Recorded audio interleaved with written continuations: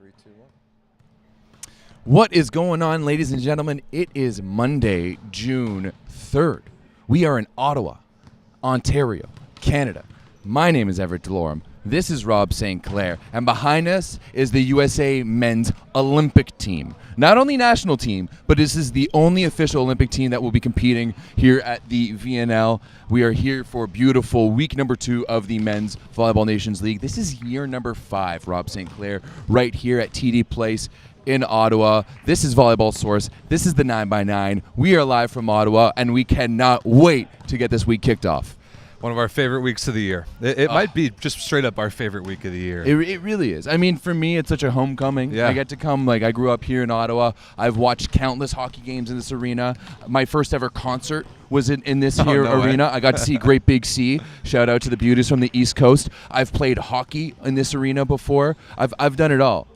And now this is year number 5 here of the VNL. Yeah, the consistency is so sick. This is really one of the very best volleyball events in the world. I think so. It's Volleyball Canada does a terrific job. The more we've learned about all the other different sites of VNL in the world, the more highly we regard the job that's done here at TD Place. So we're really excited for this.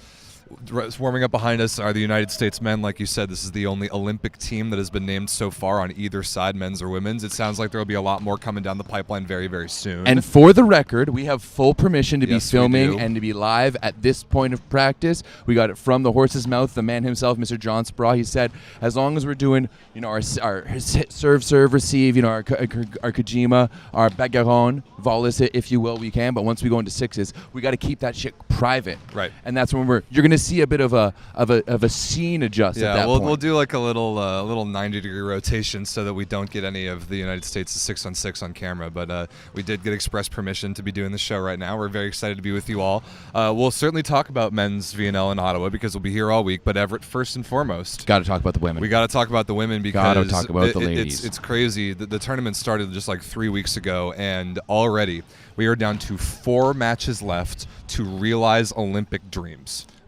Straight up, that's what it is. Yeah. Trust me, I know. I know. There will be Olympic dreams realized 2 weeks from today. The 2 weeks from today is the pool draw for the Women's Olympic Games. We will know the 12 or the 5 teams that have yet to officially receive bids. We will know the 5 of them 2 weeks from today. 2 weeks from yesterday is the last match of the preliminary round of Women's VNL.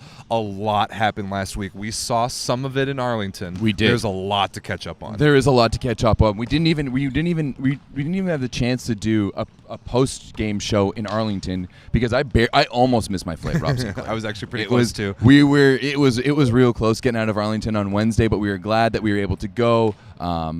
Have some chats with some people and get to watch some good ball. It was good. Yeah. It was the first chance for you to watch the American women.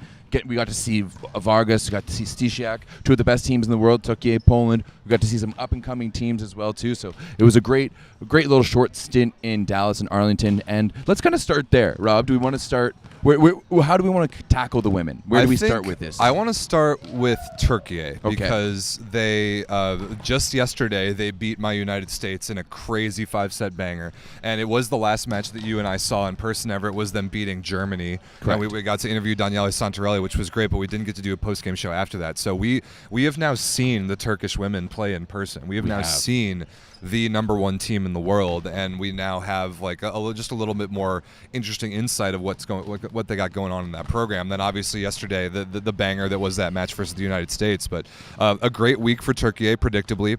Let's see. I'm scrolling back. They beat Germany in that match that we saw. They beat Serbia's B team, unsurprisingly. They killed Korea, unsurprisingly.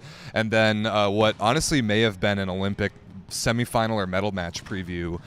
Turkey took down my United States 3-2 to 15-12 in the 5th.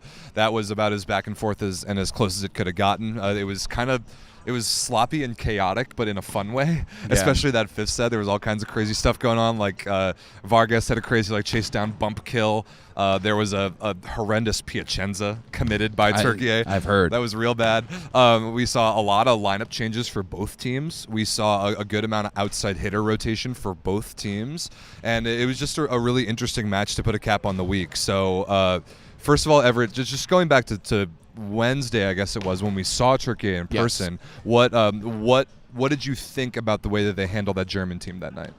Well, I mean, I think that German team is interesting to play against Sure. because that German team plays so fast with Kostner running such a fast offense, and then Kinderman hits that kind of low inside right side ball. So we saw Germany really excel against Turkey earlier in this set. And I mean, you broke it down perfectly in your post game with Danielle Santarelli that they kind of had to identify the way that Germany was playing, and then we're able to fully capitalize on that further on. But overall, like, Turkey to me looks like a number one team in the world. Yes, they do. The way that Melissa Vargas plays, and for me, getting to see Vargas and Stizek and Van Rijk and Thompson all in the same place and being able to make those comparisons between those four who are all, you know, in the top or the second group of elite opposites was very interesting. Melissa Vargas is long, she's dynamic, she's insane. She hits hard, she set angles. the spike speed world record yesterday. Did she? She hit a big ball against the United States at 121 kilometers an hour, which is that ball is moving. Yeah. so to me, like, fast. when I watch this Turkish team, it does remind me a little bit of the beginning of last year when, you know, they weren't necessarily on the same page and they still had to kind of figure some things out. And there's just, you know, you mentioned the Piacenza, and it's those kind of situations that I saw even happen against Germany. Piacenza, of course, to new fans of the show, is when a ball inexplicably drops on your side of the court between players that just stare at each other cluelessly. Generally on a free ball, which is exactly what it was. Libero digs are often Piacenzas. Yes, they are. So the of course popularized by Piacenza's club team this year. Also, our Aya says seeing Vargas in person is like a life-changing experience. It Absolutely really is. True. 100%. And our friend Hilaire, our Cuban friend Hilaire, who we're going to meet tomorrow, who's going to help us interface with Team Cuba. I'm very excited to meet him, and we'll talk about. Por favor. Yeah, absolutely. We'll talk about Cuba later on. Hilaire, we're excited to meet you, my friend. But back to just the Turkish women's team, I really liked watching Elif Şahin's set. Me too. I really liked the way the ball was coming out of her hands. I liked the way that Zehra Güneş was moving around, even though I hear that I think she might be taking the rest of VNL off. I think her shoulder looked decently good. I think she could play in Olympics right now if she needed to, but I think they might be giving her a break, is what the Discord was saying today. Vargas looks incredible. Karakurt, I thought on the left side looked pretty good. What my question is who is going to be that second left side? We saw Daria Cebigiolu a little bit. We saw Ilkin Aydin even a little bit. We saw Tuba Ivagin, whose name confused me because she got married and her name changed. Yeah. We saw a lot of characters, and we didn't see Hande Baladin at all. She dressed at Libero in the German match that we saw in person, but we didn't really see her all week. So second outside hitter for Turkey is kind of the only question mark that I see, and I think Daniele Santarelli is still uncertain at that spot too. But I want to go into something that he told me in our interview. He said that almost like Italian volleyball culture, but in a more extreme way, Turkish volleyball culture is very either black or white, and nowhere in between. No gray area whatsoever. The Turkish people in our Discord and in our YouTube comments are perfectly we're Berkay, we're looking at you. We're all on Santarelli for dropping one set to Germany. The panic was they were in full-on panic mode after dropping a set to Germany. That first set in Germany is good. Yeah. And then they rebounded to beat Germany, I think, like 25-9 in the third. They were crushing. And the fan base was in full panic mode. Chill out, people. Chill out. You have the best team in the world. This is VNL. For this year, VNL doesn't matter to you. The results of VNL should not matter to you, especially like a relatively meaningless game in week 2 of the tournament. Like, relax. Yeah. You have to relax. Chill. We're getting more and more Turkish people watching our stuff, which is fantastic. We love you guys. We love you. And we love the passion. We love the passion. I mean, in Arlington, there were probably more Turkish fans there in yesterday's game than there were American fans. There was. At least they were more vocal. But you guys have got to chill out. You have got to chill out with the expectations and with like wanting to burn the federation to the ground for losing a set to Germany. Yeah. Chill. Yeah. Just chill out, guys. Your team is really good. Really good. Your team is really good, right? So it really doesn't. We're overreactive. Also, Zara has a knee injury. Hande has neck issues. Her neck was seized up. Okay.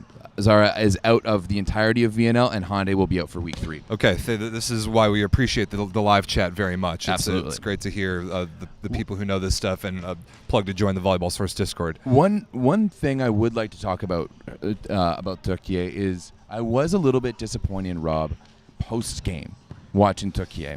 Now, So we wanted to do an interview with Zara, and she told us that she wasn't comfortable doing it in English, and I can understand that. But what I was a little bit more disappointed of is seeing the Turkish players, and it wasn't all of them, but there's definitely some of the bigger names within that Turkish team run past fans. And now, if you're not comfortable talking to us because Burke was showing us how there's literally like YouTube videos with millions of views making fun of the Turkish women for their English accents, and I think that's too bad. I think that's absolutely terrible. That's really a shame. Because from what I've heard, they can all speak English pretty well. Oh yeah. And, we can be very accommodating. So if you don't want to speak to us because we're media and it's only in English, then I can understand that. But if you don't want to speak to the fans who are yelling after you in Turkish, who chanted your name throughout the game, who cheered for you, who are wearing your jerseys on your name on the back of their jerseys, on the other side of the world, right? On the other side of the world, maybe that was the only match, and maybe they did better in games. We only saw one game, and I got to see a little bit, and I did see clips after that game of some of the. Like the libero going into the stands and stuff like that. But even the comment on the video that I saw, it was just like, I got a smile from Vargas, and that was good enough. Like, you guys are the best team in the world. With one of the most passionate fan bases in the world. With one of the most passionate fan bases in the world. If you're on the other side of the world, that's the only chance these people are going to ever have to see you live, probably, right? But not only that, like, this Turkish team represents so much more than just being a volleyball team, because of like Karakurt is a bit of an LGBTQ icon, right? Like, she is an openly gay woman who plays professionally in Russia. Yeah. Right? Let's think about the context That's of that. crazy. Once before. So to watch her run past the fans, and maybe she needed to go to the bathroom, but come back, chat with them a little bit. They're wearing your name on the back of the jersey, and they love you for a reason. Just give them a little bit, please. I agree. So Turkey is really good. They're really good. They will be the betting favorite to win Olympic gold when that tournament comes around. The team's unbelievable. Melissa Vargas is a walking highlight reel. It is truly an amazing experience watching her play in person. It's great to watch Ada Erdem play. Dude, look at the shoulders on that woman. Oh, She's man. like shaped like a triangle. It's amazing. I wouldn't want to hit against her. No, you can just dude. tell, like, her press is so strong, man. She's so physical. So that team, I had an incredibly good time watching that team. It was cool to see the way that they downloaded a German team that was very good, figured them out, and then killed them the rest of that match. And then that match against the United States yesterday was super high level. There was interesting chess matches going on back and forth, a lot of different outside hitters used, like I said. But I was impressed by Turkey. They kind of got smoked in set 4. Mm-hmm. I think we handled them pretty nicely. 25-12. So like that was a beatdown. I think it was like 13-5 at one point, and they kind of laid down and got ready for the 5th. But then I think I want to scroll and make sure I get the exact score right, because I think it was the U.S. was up 11-9, and then it was a 5-0 run that Turkey went on the serve of Elif Şahin, where they dug a bunch of balls, they blocked a bunch of balls, they transitioned a bunch of balls, and they really came back and seized that match against a good American team. Mm-hmm. And that, like, if you're going to take VNL, like results from VNL, if you're going to use any of that for how your team is actually playing, something like that should make you feel really good about your team. Yep. To be down in a 5th set against a good team with your back against the wall in their home gym and pull off a comeback of that magnitude, I would feel really happy if I was a Turkish fan. And I mean, I'm American. I'm upset that we lost that game, but I have the perspective of this being VNL. And I know what is actually on the line and what's coming on later in the summer. So that's why you don't hear me crying about the fact that we lost 2 matches this week. We lost to Poland and we lost to Turkey. But those 2 teams are really damn good. Yep. I'm not upset by that. This is going to be just a really important week for Karch to figure it out, because what I'm hearing and what I think John Sparrow just confirmed with me is that not only is Karch Kirai likely to name the women's Olympic roster this week, but I think that he must, according to the deadline of the U.S. Olympic Committee, like way above USA Volleyball. Wow. I think this and past, the FIVB exactly, volleyball as well. Unrelated to volleyball or unrelated to USA Volleyball, like the U.S. Olympic Committee has a deadline of this week. Interesting. So we will learn the American the women's Olympic roster very, very soon. When that comes out, we will obviously break it down even from here in Ottawa. But he's got some damn hard decisions to make. Very hard. Because we still haven't seen Annie Drews and we still haven't seen Kelsey Robinson, both of whom won Olympic gold 3 years ago. Yeah, that's going to be tough. Real quick though, Rob, let's stay on this. I want to talk about Poland a little bit. Yes, because absolutely. Poland is another team that is absolutely Dude, perfect. they're 8-0 and have 24 points. 8-0, absolutely perfect. They got a 3-1 win against the USA as well on Saturday night. Poland is a team, Rob, that I think has a legitimate shot at causing some ruckus. Watching Magdalena Stesiak play, I have a so much better understanding of her as a player and how I think she's way more lethal than I ever could have imagined. And I mean, it's definitely not her fault too, because she keeps on getting benched by whatever club team she plays for. But I don't know why. I don't know why they see her as a second option. What does she have, like 27? Bad roster construction, but yeah, she was sensational in that we're talking about the 3-1 win against the United States. Yeah, Stesiak was tremendous. Joanna Volos with the ball in her hands. I made the comparison last week, but the only person that she reminds me of is Maroof. When the control that Maroof had when he had the ball in his hands in Iran's prime in the 2010s, and that is a high compliment. Yeah, that I can give to a setter. And yeah, and Poland again, like we said last week, did all of this without a starting middle blocker, without their starting libero, and without a starting outside hitter, and they are 8-0 with 24 points. The team is, and they're not. I think they're past just like, ooh, they're frisky, they're scary, they're going to do some damage. I think they're a legitimate They're a medal threat. They're 100%. a legitimate medal threat. You got to put them in, especially the way that they handled the USA this week. Like, you got to put them in there with Turkey, with the USA, with Italy. Somebody just said Stesiak is a male Jake Haynes. That is slanderously false. No, not even no. close. You shut your mouth. Magdalena You shut your mouth. is a technician. She is. Who said that? She is a technical, skilled volleyball player. Sure, she's huge. She has a good arm. No, she doesn't jump particularly high. That is a skilled, technical volleyball player. Her movement is way better than people give her credit Absolutely. for. Her ability, her footwork, while it may not be fast and powerful, it's precise, it's technical. Her ability to open herself up and hit different shots, like her shoulder play, especially as that ball comes across her, is unreal. She's able to attack it early. She's able to be patient and be able to open her up. She's able to go high off hands. She is a complete volleyball player. Right, and I 100% see now why so many teams wanted to potentially try her on the left side, because it looks like, seeing her in person now, she's a volleyball player, and I could absolutely see why a coach would be like, let's just try her out.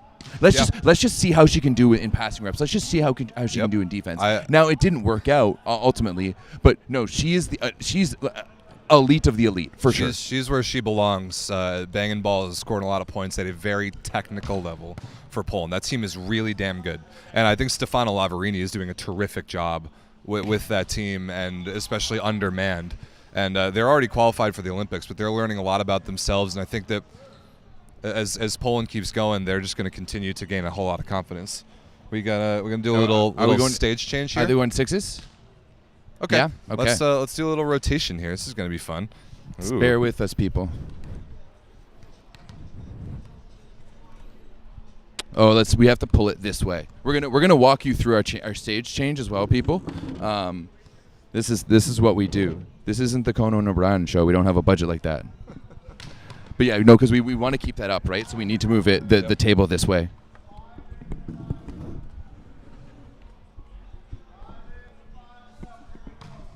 Yeah, that's pretty good right there from what it looks like. Yeah. Oh. Yeah. We can't really see anything over there. No. Here.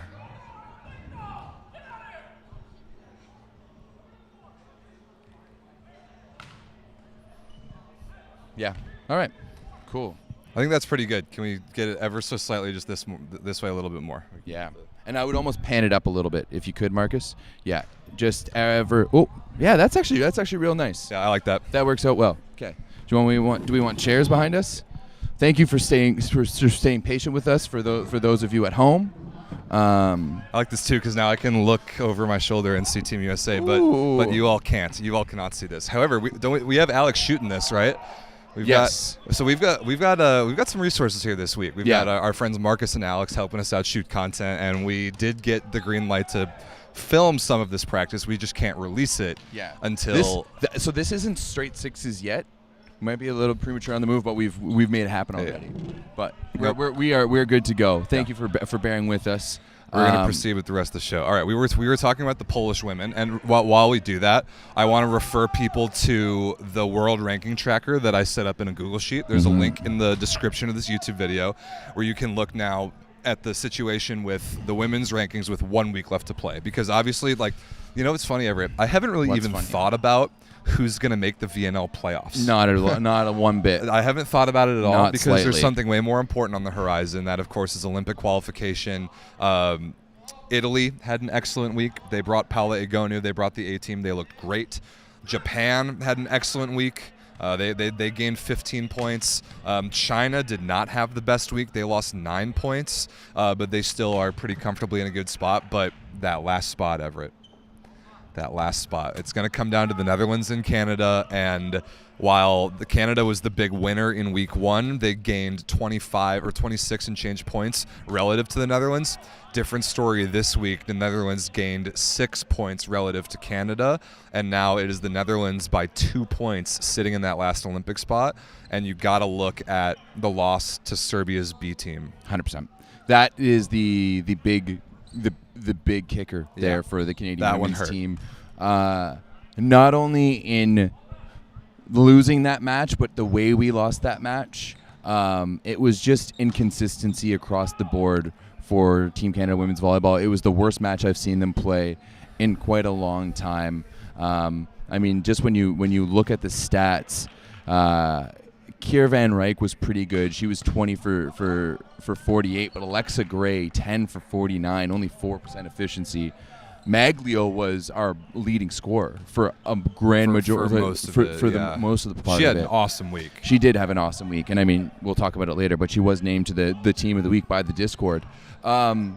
Yeah, and you know what? I heard Shannon Windsor talking between sets in the Korea match that, like, they let the nerves get the best of them. They thought a little bit too much about what was on the line, and that was a massively missed opportunity there. I think that was exactly the thing that I felt too, because in that third set it was 1-1. It was Canada was trying to make a comeback in the third set, and they did. They brought it all the way back to 2020. Yes, they did. They brought it back to 2020, but they had multiple swing chances in long rallies to take the lead. Yeah, and the tentativeness of a lot of those swings. They hit basically 70% balls right to position 6. It was tough to watch. I think they were thinking a little bit too hard. They were thinking too hard about what was on the line and the opportunity that they had in front of them. And Shannon Windsor knows the system. She knows how many points are on the line in every given match. She knows exactly what her team is trying to do right now, and she knows the process by which they're going to try and get there.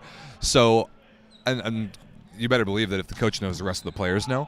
But I think they felt like, oh no, we this is really important. We can't lose this match. This is Serbia's B team. We really need to get these points. Instead of thinking, I have a ball in front of me right here in this moment that I need to take a good swing at. Yeah, it was clearly a little bit too much overthinking. The reality is with this Canadian women's team is that we don't have other options. Right, there's so many people in the comments in the Discord being like, Canada should be like trying to be more like vary their offense. They should go to someone else. Like, we play what works best for us, and there's not really any other options. Right, so when Alexa's not good, if Kira's not great, and everything else isn't happening, we don't really have the ability to go to someone else. I absolutely love Shanna Joseph. She's my girl, but she's not an option on the right side. Taking Alexa Gray off and having like Hillary Howe Johnson and Andrea Mitrovic or even Vicky Savall on the left side isn't a viable option when trying to play a team, even though it's Serbia's B team, trying to play their B team. Yeah, and Serbia looked a lot better this week than they did in week 1. I'm banking that this team is getting better and better, and I'm praying for Guidetti to come through next week for me. We just got a comment in the chat that Giovanni Guidetti will not even attend VNL Week 3. He's going to go back with the Olympians, and his assistant coach is going to manage the team, kind of like the USA men did Week 1. That is terrible news for Canada, because the Netherlands plays Serbia, I think, the first or second match in Week 3. And Canada, and now they do play each other, that third match, which is going to be insane. The Netherlands' schedule is much, much easier. I think Canada has, like, Italy and Brazil. No, you already played Brazil. Yeah, the schedule now that Canada lost that game. Yeah, so Italy and Japan, the Netherlands, and France in that order for the Canadian women in week 3. That's fine. We'll just go 3-1.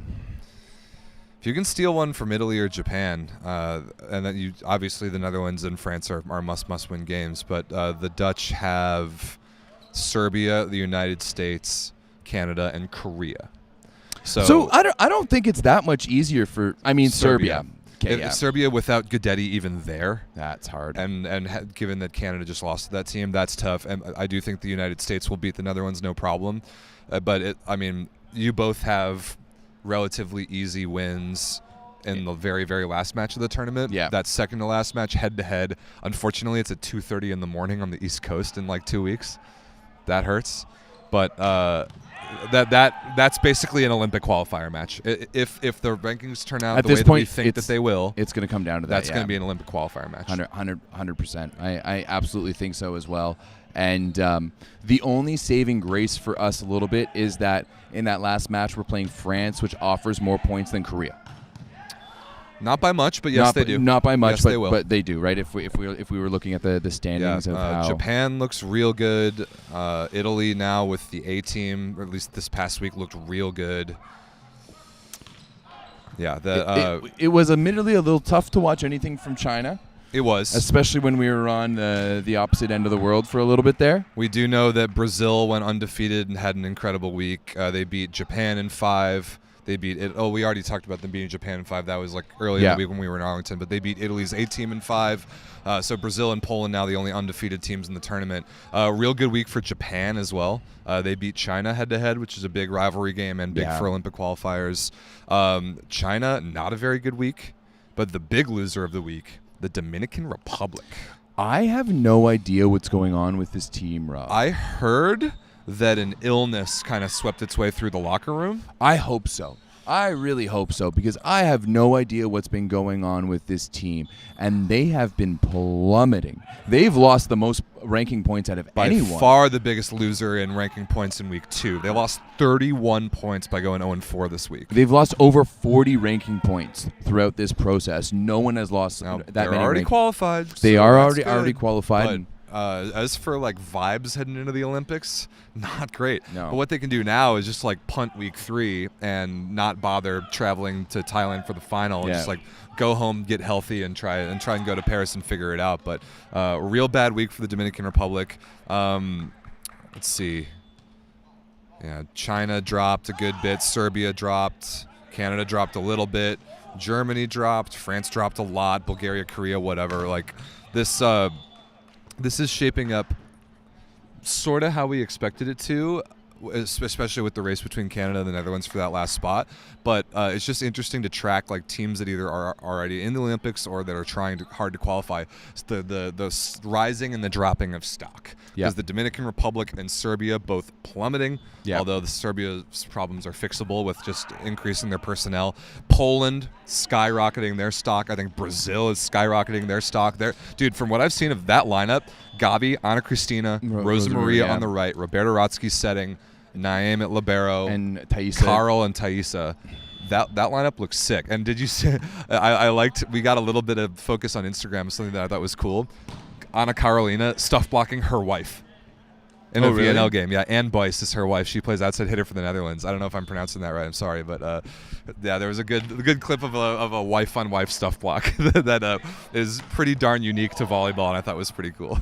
Yeah. Sorry, I was getting distracted there by Team USA. Yeah, whenever I look at you, I get to watch Team USA practicing and their top secret starting lineups. Interesting.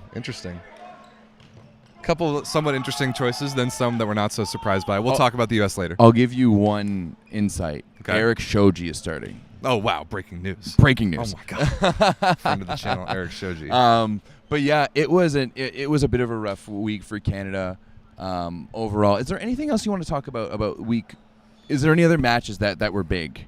Oh, like individual matches, not ones that I watched, because I know there were some good ones over there in Macau, but I wasn't watching them. Yeah, they were like Brazil beating Italy, for example. Yeah. Like, let me at least look and see like who played and who played well. But like I couldn't watch any of these games. They're on the other side of the world.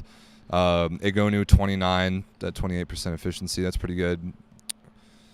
I mean, yeah, I don't have that many conclusions. I don't have an eye test on those teams that were playing over there because I didn't get to watch any of them. You can just look at results and ranking implications. Yeah. But here's another interesting thing, Everett. I mentioned that we haven't really talked about the qualification for the VNL Finals at all.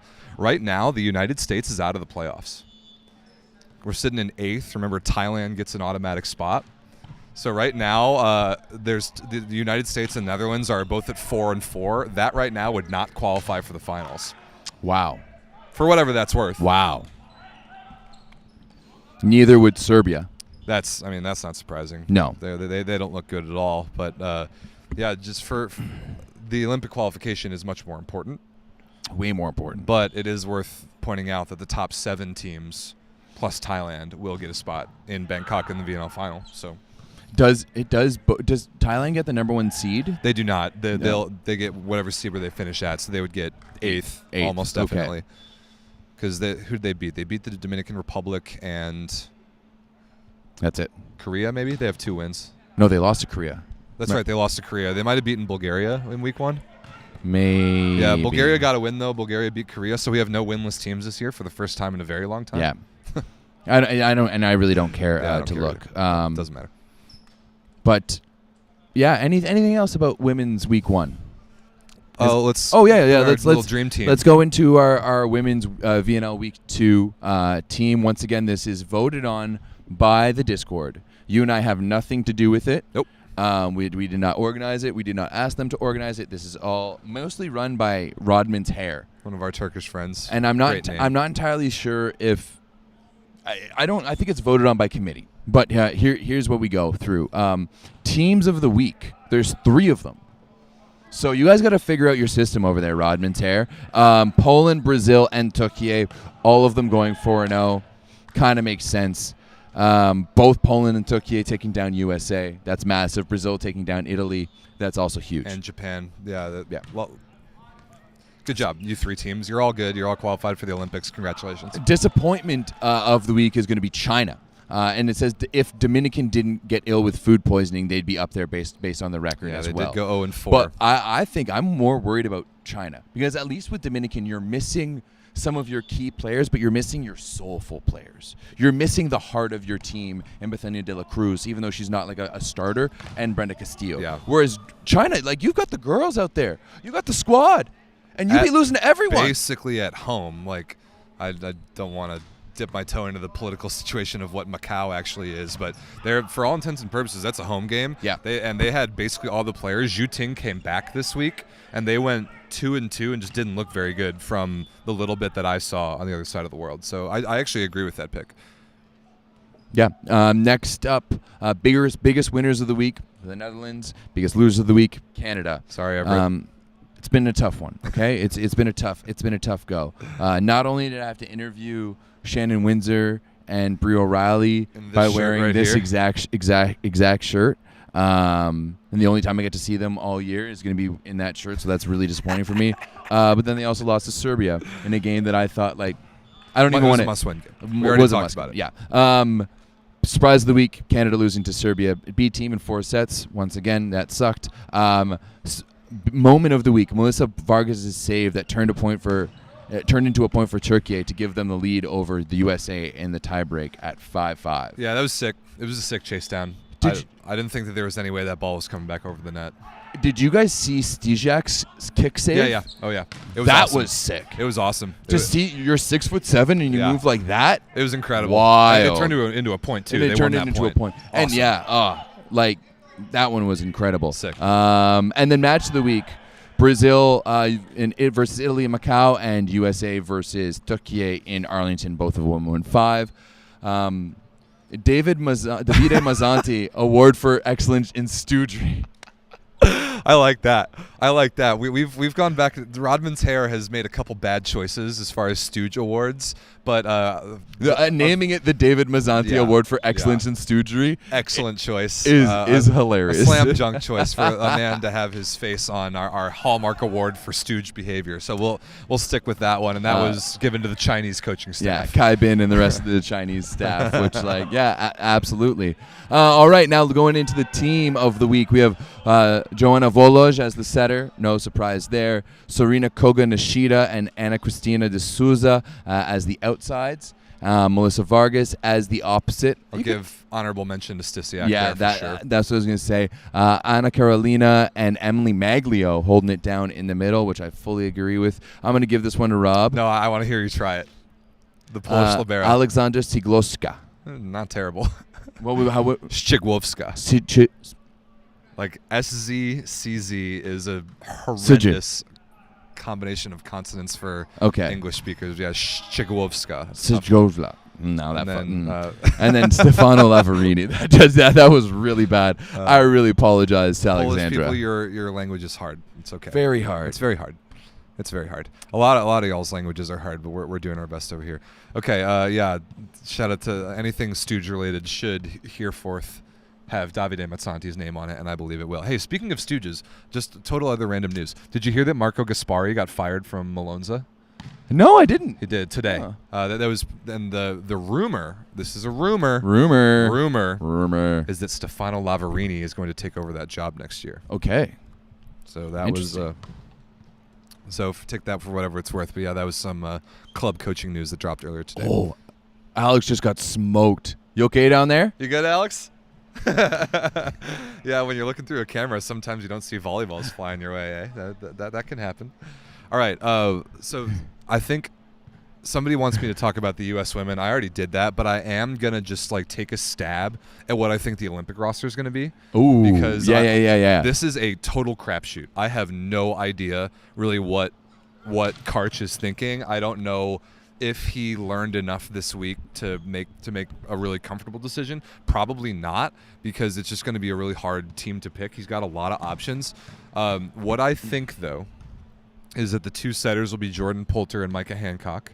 Okay. The reason why I think it's Hancock, even though we only saw her play against Korea this week, is because she had the captain bar on this week. Yep. And I was very surprised to see like your backup setter be named the captain. But if she brings that sort of leadership ability, then that, to me, makes it seem likely that she will play, that she'll go to the Olympics again. I think that the libero will be Justine Wong-Orantes. Yes. Some people have been complaining about Justine Wong-Orantes. They think Morgan. Shut your mouth. I don't agree with that. Shut your mouth. I don't agree with that. I think that the three middles will be Dana Retke, Chaka Bogu, and Haley Washington. Yes.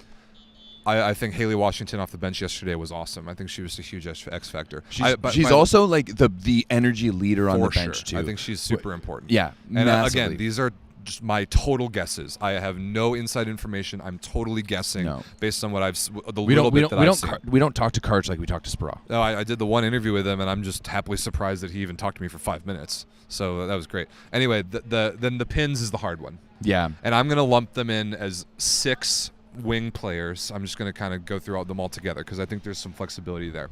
The ones that I think are locks are Catherine Plummer, Jordan Larson, Jordan Thompson, and Avery Skinner.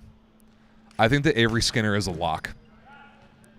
Even over like Ali Franti. I do think so, yeah. I think that Avery Skinner has been, well, just the pattern, first of all, is that she's been the first one off the bench in for Plummer, not Franti.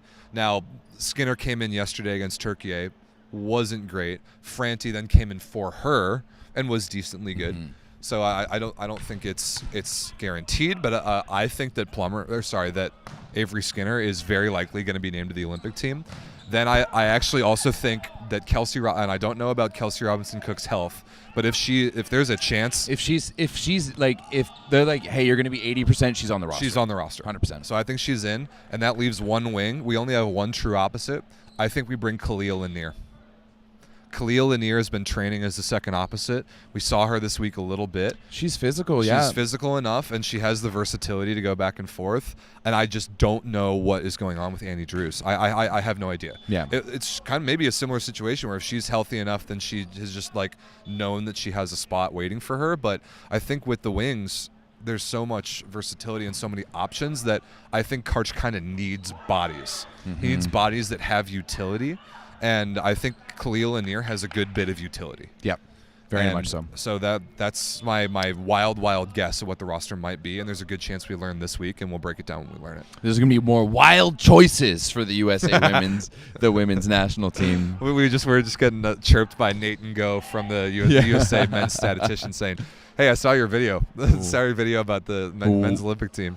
But he said that we were basically right in everything that we said, so that was valid. No Plummer, in your opinion? Get out of here. That's a horrendous take. Horrendous take. And this is from me, coming from me. Yeah, like a generally vocal plumber. I'm not going to say hater, but critic. Critic.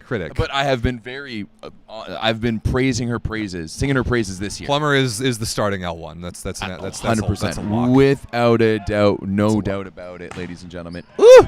That was sick, TJ DeFalco. All right, speaking of TJ DeFalco, let's talk about some men's ball. We are here in Ottawa. We are getting ready for Men's Nations League that starts tomorrow. Domain. These matches that we're going to be here for, like the early part of this week, are sick. Tomorrow, the United States versus Argentina. Banger. And Canada versus Cuba. Bangers. Like, that's like the best Tuesday VNL, like maybe ever. Like, especially the Tuesdays that we've been here for, we have not gotten matches that have been that good. No. So that's sick. I'm really excited about that. We just saw Argentina finish up their practice before this. The United States men are practicing right now. They're playing sixes, so we can't show it to you. But Everett and I are looking at it. Ooh, big stuff block there from Matt Anderson. The U.S. this week traveled with 15 players. It is the 12 Olympians plus Kyle Ensing, who's the official alternate. Kyle D'Agostino will be the backup libero, and Matt Knigge is here too as a middle blocker option. And I think what the deal is now is you have a lot more flexibility with moving guys in and out of the 14 who dress on a given day. Yeah. So I think we're I don't know who's going to dress on a given day, but we've got 15 guys here, 14 will dress per day, and you're going to see the Olympic starters a fair amount this week for the U.S. I think they're going to, gear up for this. Yeah. And talking to Sparrow beforehand, he goes, some teams had the schedule where, and we talked about Argentina, their first half of VNL, first 2 weeks are both in the Western Hemisphere with Rio and then playing here. How rare is that? So there's it's much easier for them in terms of timing and stuff. Our friend like that. Hilaire wants to make a bet with you on Canada versus Cuba. Okay. Tomorrow. We can do that for sure. But you know what? Like this is the USA team, as we said. It's the only Olympic team, and they're going to be get ready to get her going. Yeah, and so I just talked to John Sparrow just before this, like off the record. Well, not specifically off the record, but we weren't on camera or interviewing or anything. But we were just talking about the process of selecting this group and why he chose to do it as early as he did. And at the end of the day, I think when we did the breakdown after the team was named, I think we kind of nailed it. Yeah. We kind of nailed the reasons. Like they wanted to define clear roles as early as possible. He kind of knew who his guys are going to be anyway. And he mentioned to me about back in the 2016 World League, like the first time he went through the process of having to name an Olympic roster because it was his first quad as the head coach. Sparrow said that he was planning on using all 3 weekends of World League to make his choice and then name the Olympians and take them to the World League Finals like a lot of other teams do. But then he was telling me that they got to week number 1 in Rio, and he saw the body language of the guys. And he saw such tension in their body language that he was like, "Oh no, I need to name this team now." He went back into the hotel with his staff, and he, as soon as possible, week 1, like reacting to the body language of that team, he named his roster as soon as he could. And that is kind of a similar line of thinking to why he did that this year and named it so early. So if you want more info on that, we did a video on it. You can go watch it. But we've got the guys here this week. We're going to interview them. We're going to talk to them. We're going to get it all here on the channel, and I can't wait. Yeah, it should be a good one. Hilaire, I'm into that. Hilaire said, if Canada wins, I will give you a gift that represents Cuba. If Cuba wins, I'll give him a gift that represents Canada. I love it. I love that. That's excellent. I would it's a lot more friendly than a lot of our bets. Yeah. It is a lot more friendly. I wouldn't be down to have to wear a Cuba jersey. Ooh, that would be tough. Although I did go to Cuba when I was 12 years old in grade 6. You went to Cuba? Canadians can go to Cuba. Wow. Remember, it's only your third world country wearing a Gucci belt that can't go to Cuba. You have the biggest little brother syndrome of all time as it relates to my country, just for the record. But yeah, no, we can go to Cuba. I went to a resort in Cuba in Cayo Coco, and I bought a Cuban baseball jersey at the time. Oh, sweet. Yeah. Still fit you? Absolutely not. I was 12 years old. I knew the answer to that. It maybe fits me a little bit better now than it would last year. You were all real quick to call me fat last year, and not one of you have commented about how I lost weight. And I'm disappointed in our fans. I'm disappointed in our fans. Volleyball. Look at that. Let's talk about what else is going on this week, Rob. Canada's here, obviously. Canada is here. Their roster is, it looked to me like almost the same as last week, except Brody Hofer is in the mix. Love that. It looks like Xander and Arthur will still be the opposites. Luke and Brett still the setters, obviously. I saw that Riley Barnes is listed as a hybrid outside hitter and libero this week, and that Landon Curry might be a reserve player. Interesting. Okay. That's how the Maple Volley's Instagram account posted it today. All right. Well, we'll have to talk to some of you afterwards. And yes, we will. We assume they'll practice tonight, so they will be. We'll get a look. We won't have cameras on it or anything, but we'll get a look. The Cuba game tomorrow will be a spicy one. Cuba has way more to play for, obviously. Way more to play for. And Everett, guess who we get to see in person? Robert Landis-Simon. I've seen him in person, though, before. I haven't. I have never had the pleasure of seeing Robert Landis-Simon play in person, and I put him on the thumbnail for this episode for a reason. I cannot wait to see the legend, and I believe our friend Hilaire, who's coming up, is going to help us get access to talk to Robert Landy. Yes. And I'm very excited about that. Yeah, I'm too. You know what, Rob? This may be a little blasphemous, but if we lose to Cuba tomorrow night, I'm okay with it. Yeah. It's part of the process for us. And the thing is that for me with this Canadian VNL, it's all gravy, baby. Right. We've all of my concern and focus is on the women's team. I'm like, if Canada loses, like when we lost to Slovenia, it was just like, okay, sure. Like, it was nice. Like, we lost in 5. It was a good game. But, like, you know what? It's all the process to the end of the summer. So if we lose to Cuba on Tuesday, maybe it's a little bit of Norseca goodwill. You know? Help them with Olympic qualification. Yeah. Dominican Republic let the women's beat us. The nice 3-0 They gave us some good points to get us into that race. You know? And so maybe we do the same thing for Cuba. But that being said, I still want to kick your ass, Ronnie. Yeah, I'm still excited to watch the game, but obviously Cuba has way more to play for. They have way more on the line, and I think that's going to show tomorrow. And we were talking to Luciano Polonsky from Argentina just Briefly, before we started filming. He's like, he knows exactly how many wins it would take for them to qualify. Yeah. Which is crazy to me because Argentina, they've been in such good position this whole process. Yeah. That there's really never been a scenario where they wouldn't qualify. But until you sign that paper, they still are so locked in on making it official. They need to be damn certain that they are going to Paris, and I can't overstate, just from being around a little bit of exposure to the teams both last week in Arlington and here. I can't overstate how locked in the teams are on Olympic qualification. The teams that haven't qualified yet are so locked in on it. And the teams that have qualified are so locked in on peaking in Paris, which is what the U.S. men are trying to do right over there. Ooh. Okay, it's annoying. It's probably boring for you guys if we just sit here and watch. I want to watch all this. But yeah, looking through who else is going to be here. Let's just focus because we're not going to be able to really watch. We might be able to watch some of the late night games in Japan, but not even. Like, it's going to be tough to watch some of those matches in Japan. Yeah, it's going to be tough. Although the late night games, when they start the early games, like the early morning games, will be playing at 11 p.m. here, so we'll be able to watch some of those as well. The other 4 teams that we get here, we just talked about Argentina, the United States, Canada, and Cuba. We get Serbia, the Netherlands, France, and Italy. France and Italy. And France and Italy play on Wednesday night, like in the primetime slot. Oh. France has no Chinese and no Ingapet. I heard that. What's up with Ingapet? I'm not sure. And I heard Chinese got hurt, I think, against Slovenia. Is it calf or ankle? Thanks. So Marcus only came to VNL to watch Ingapeth play. Well, that's a tough break. We saw him here 2 years ago, but our boy Irvin is a bit of an enigma, so he'll take all the time he needs. But I've never seen Grebenikov play in person, which I'm very excited for. I think they'll have Brizard and Tonyuti as like usual as the setters. They've got their team, except other than Chen Nyeze and here's a roster. Our girl Claire Hanna has reactivated herself in the Discord because she's commentating this week. Yeah. She's like, it's 1 week only, Claire Hanna in the Discord. Grebenikov, Patrick Tonyuti, Tilly Brizard, Le Goff, Butler, Clevno, Luazzi, Diaz, Forêt, Carl Jouffroy, and Sedkick. I don't know who Sadiq is. No, Sadiq. I'm excited to see Teo 4 because Boye is still working on that ankle from the Resovia season. So yeah, France is here. France will be very good, and France gets to take on Italy, and we've never seen Italy's A team here in Ottawa before. The unicorn is in the building, boys and girls. We get to see the unicorn. We get to see La Via. We get to see Romano or maybe Romanes, depending on how We've seen Romano before. Oh yeah, we have seen Romano before. We get to see Luca Porro instead of his brother Paolo, who we talked to last year. We get to see all the. We haven't seen many of their top middles play in person before.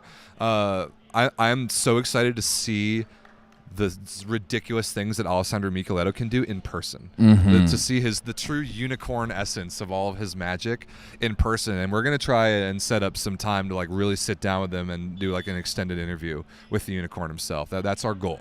Yeah. And I can't wait to make that happen. One of the things I'm going to ask him is, hey, Alessandro, I'm going to be in your country next week. Would you like to give me any advice on things to go or places? I think things to do or I think that would be a great idea. Yeah, actually, like, kind of disarm him. I think that'd be fun. I do fly to Italy a week from today, by the way. It's pretty crazy. It's going to be you've got to be all over the place. So just for those who are watching, Rob will not be here all week. He's ditching me. He's leaving me on Friday night. So he's not even here for like half the week, realistically. Well, I'm here for the 2 USA games that I really want to see, like Argentina and Italy, because then we play Serbia on Friday night. That's a non-factor. I have to get on a plane, and then we play you guys on Saturday, which is going to be the easiest win of all time. So yeah, I'm not worried about that. Fuck off. We will do a post-game show on Saturday night because I know I have it in my schedule that I have Saturday night free. We'll do a post-game show remotely, but you'll be here courtside. I will be. So that'll be cool. But yeah, I'm only here till Friday night. Don't worry, we're still going to be pumping out as much as we can with interviews and everything, and Everett will be here all week. We'll keep you up on our schedule, including drunk streams. Yes. At least one drunk stream. At least one. I think we're going to be looking to doing a drunk stream probably tomorrow night. Oh. Yeah, it could. We got to. It's either it's like we can't do one tonight. We've got other engagements tonight. We've got other things we need to do tonight. So it's got to be tomorrow, Wednesday, or tomorrow's Tuesday. Tomorrow's Tuesday. So we could do 3 drunk streams. Oh my goodness. Yeah, you guys know how we do here. Anyway, I can't wait to see Italy. I can't wait to see France. We're gonna kind of do our normal flow of coverage where tomorrow we'll do a show. I don't know if we'll do a pregame show tomorrow. We also get USA Italy. Yeah. Thursday. It's gonna be sick. And Thursday's a really good day of volleyball. Cuba, Netherlands, USA, Italy, Canada, Argentina. That's a sick That's day. a sexy We've day got of volleyball. really, really good then we get teams Cuba, here. Italy again. Not again, but Cuba, Italy is going to be another one, and that's going to be one of the kids' games too. That's the 11A games when they pack it with. I'll be here for that. I have to leave probably during the France-Netherlands game Friday afternoon. This is a banger week of games. Like the only team I'm kind of disappointed in is Serbia. Serbia, yeah. Because we talked about them last week, how disappointing their week 1 is and how bad they look just on the eye test. The only thing that would be cool is if we got to see them play Cuba head-to-head for a potential Olympic spot. But we don't get to see that. Even though they're both here, they're not playing. I do think they play in Ljubljana in week 3. Yep. So we don't get to see that in person, which is a bummer because there would be a lot on the line for that one. But unless Serbia turns it around like in absolutely miraculous fashion, like it'll start with the Netherlands on Wednesday. Like they're looking pretty much dead in the water as far as Paris goes. I can't wait to talk to Piazza. We gotta remind him about your Halloween costume. Yeah. We gotta show him my hat. Not remind him. I doubt he knows. No, he doesn't know. You know, we've learned about some very interesting people who watch this show of late. At this point, I wouldn't put it past anybody in the world to happen to have watched this show. I mean, I don't think Roberto Piazza is coming to listen to our show in English. Maybe not. What if he like cracks a 3 boomers in a trench coat joke to you like when you first see him? That would make my day. I would kiss him. If Roberto Piazza jokes about anything that even remotely says that he's aware of what we do, I would kiss him on the mouth. I'll hold you to that. I'll hold you to fully. That. I'm holding you to that. Oh, fantastic. Okay, how long have we been going for? Like almost an hour? Yeah, I don't know if we have that much more to talk about, and I really want to watch some of this USA practice. Yeah, I don't. And I also want to interview some of the USA guys after this practice. 100%. Let's definitely see what we can get afterwards. Yeah, I mean, I feel a little like last week was not a good watching volleyball week for me, other than what we did in Dallas, in Arlington. You know, like I came home and went straight to work basically for 3 days, and then drove here. So yeah, we've been in a bit of a whirlwind, and soon all will become clear. I'll put it that way. But what we can tell you is that you should enable notifications for this YouTube channel this week, because our schedule is a little bit unpredictable. We won't have that much awareness in advance of when we go live. No. That the best way to know when we go live is either join the Discord, because we'll keep tagging everybody when we go live, but also just turn on your notifications on the YouTube channel so that you know as soon as we're doing shows, and when we upload interviews. Because like when we do games, we'll, like a night game, for example, like tomorrow night, Canada versus Cuba, we'll do a bunch of interviews, then we'll do a show, then we'll upload all the interviews, and they'll kind of just all be there. So you will want to be locked into this YouTube channel this week. This is our busiest week of the year in terms of like output of content, and it is just it's the best. We love it. There's some big stuff going on. We will potentially we'll be here. We'll be talking to the guys. We'll be watching the games. Follow us on Instagram, because we've actually got help on our social media this week to do a little more work. Yeah. Because Everett just refuses to post the great clips that he takes. Yeah. It is my fault. Everett is a tremendously good videographer, and 99% of the clips that he takes never see the light of day just because you just never post them. So if you want to bully Everett into posting clips, I encourage you to do that. Marcus is laughing. You want to edit them for me, Marcus? Says sure. And yeah, get in the Discord. That we will not be publicizing our drunk streams very much, but if you look in the right place in the Discord, if you want to watch the drunk streams, join the Discord for sure. Is arguably the best commentator in the world watching you guys. I assume you're referring to Clayton Lucas. No, he is in Asia. I think this week it's Claire Hanna, Matt Prosser, and Rob Snake. I think. Snoke. Is that what it is? Yeah. Snoek? Yeah. However you pronounce it. I know he's Canadian. Snook. Not snake. There's no A in there. Whatever. It serves him right for all the mispronunciations he does during his broadcasts. That's fair. But yeah, tune in. It's going to be a great week of VNL. Let's see who's. That was a big foot fault by Matt Knigge, as he did many times in week 1 in Turkey. Oh yeah, we're gonna go watch the rest of this USA practice, and then I think Cuba and Canada are up after that. We're gonna do a couple interviews. Yeah, we love you guys. Yeah, love you all. Make sure you tune in. Peace. Bra.